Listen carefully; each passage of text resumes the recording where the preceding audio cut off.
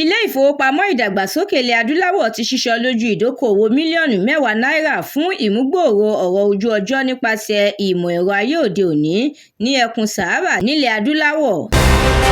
Ààrẹ Tinubu ṣàṣìṣe nínú ọ̀rọ̀ rẹ̀ pẹ̀lú bó ṣe fi ilé ìgbìmọ̀ aṣòfin ẹlẹ́ẹ̀kẹwàá pé ìkọkànlá tó sì ní wọ́n ṣe àtúnyàn gbogbo wọn ni.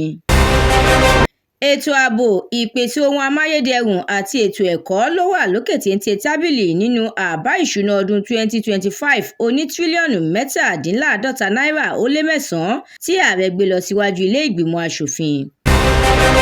Ààrẹ Tinubu ti balẹ̀ sí ìlú Èkó fún àjọyọ̀ ọdún Kérésì àti ọdún tuntun. Wọ́n ti ní kí ojú òpó Netflix san owó ìtanràn mílíọ̀nù 5 ó dín díẹ̀ euro lórí ẹ̀sùn pé ó ń ṣe ségesège pẹ̀lú bó ṣe ń ṣe dátà àwọn oníbàárà. Ààrẹ Tinubu ń bójú wo 1,500 náírà sí dọ́là kan lọ́dún 2025. Ìjọba ìpínlẹ̀ Kánò ti pa á láṣẹ fún àwọn onílẹ̀ ní ìpínlẹ̀ ọ̀hún láti wá ṣàtúnṣe ìwé ilẹ̀ wọn kó tó di ọjọ́ 29 oṣù kìíní ọdún tó ń bọ̀. Ilé ìgbìmọ̀ aṣòfin máa gbárùkù ti èròǹgbà láti mú àyípadà rere dé bá orílẹ̀-èdè Nàìjíríà. Soludo sọ̀rọ̀, ó ní fífi tí wọ́n bá fi Nnamdi Kanu sílẹ̀ kò ní kí ètò ààbò apá gúúsù ìlà oòrùn orílẹ̀-èdè yìí gbópọn dáadáa.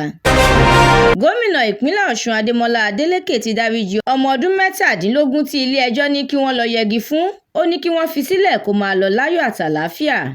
Èyí làwọn ìròyìn lérèfé tó jẹyọ nínú ìwé ìròyìn The Matrix tó jáde nírọ̀lẹ́ òní Ọjọ́rú Wednesday ọjọ́ 18 oṣù kejìlá ọdún 2024.